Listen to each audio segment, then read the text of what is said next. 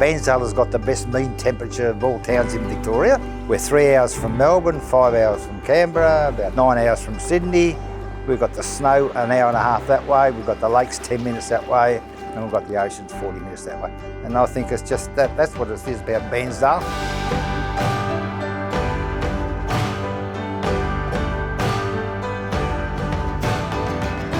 2005, I broke my femur. I had a fight with a tree and came off second best. Of course, there's Dick Pepper. He's the one who got me involved. He said, well, you'd worked in the bank, so you know figures. You've got time up your sleeve so you can become the shop manager. But I must admit, while I was there, Dick taught me more about conference work than about shopkeeping.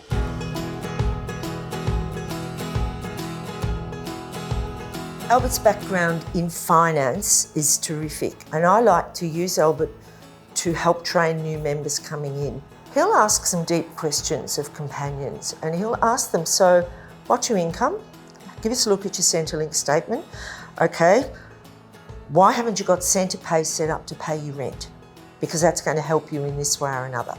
And he's not afraid either to say to them, you can't make this work. Your income is not enough for you to be paying whatever it is that you're paying. What else have you got? Oh, well, I've got a Netflix subscription and I've got...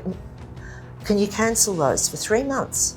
Because it's going to give you enough money. So he analyses it deeply and he teaches the other members of the conference, and he's taught me how to actually go through that with people. And sometimes they just feel so comfortable to think that somebody's getting to the nitty-gritty.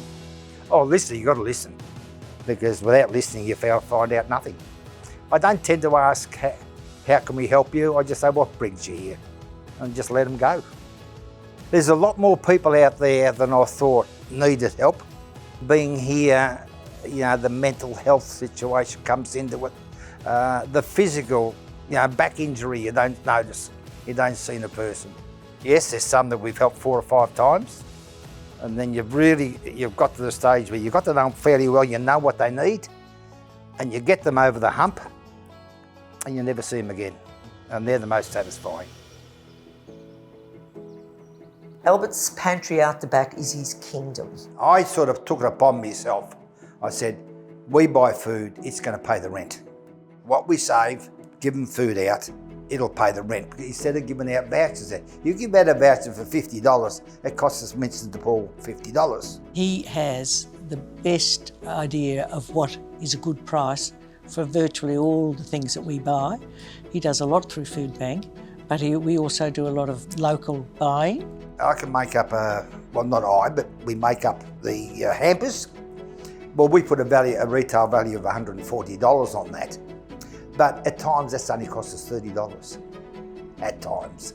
We are managing to supply that food to our companions at a much better rate possibly than a lot of other conferences because of Albert and his skills. That's been my goal. To me, that's the benefit.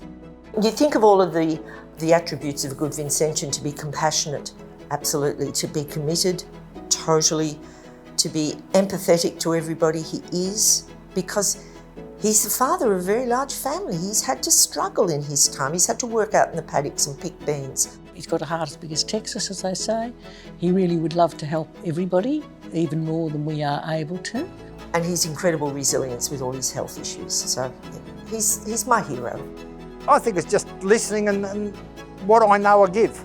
I feel good when I know that that person won't be coming back. And I tell everybody, we won't see them again.